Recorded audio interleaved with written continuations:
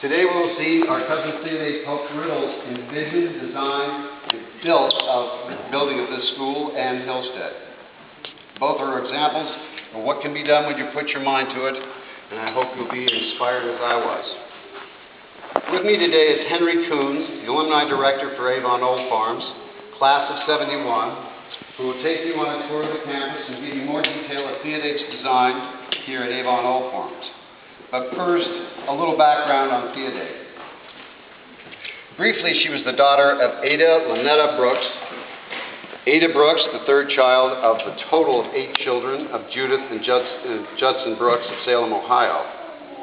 In 1866, Ada Brooks married Alfred Atmore Pope in Cleveland, Ohio. Alfred Pope was a wealthy industrialist in the heydays of the 1800s of steel production in the United States. Alfred was very much of an individualist, and that individualist personality certainly came out in Theodate. Theodate was born in Cleveland in 1867. In 1889, she then attended Miss Porter's School, which is right down here in Farmington, across from the Farmington Inn. Effie, now called Theodate, began her young career designing and building schools and houses in the local area. Over the years, she designed the Westover School, the Hopbrook School, Avon Old Farms, and her parents' house, Hillstead, which you'll see later on this afternoon. These are only some of her accomplishments. Theodate was a strong-willed woman, very independent. And there are many anecdotes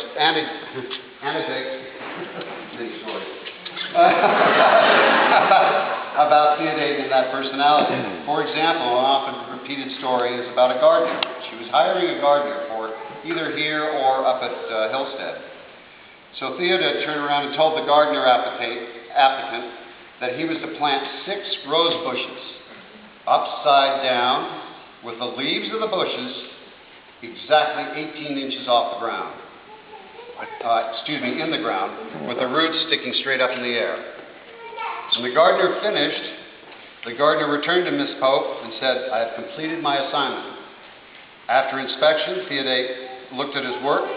Having planted the 6 rose bushes 18 inches into the ground with the roots sticking up, Theodate said, "Good, you've done exactly as I asked you, you're hired.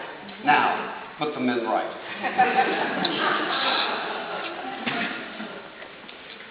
There's much to be said about your cousin Theodate Pope. Later, we have invited Sandra Katz, who wrote the book, Dearest of Geniuses, to join us and speak to us about this strong-willed woman.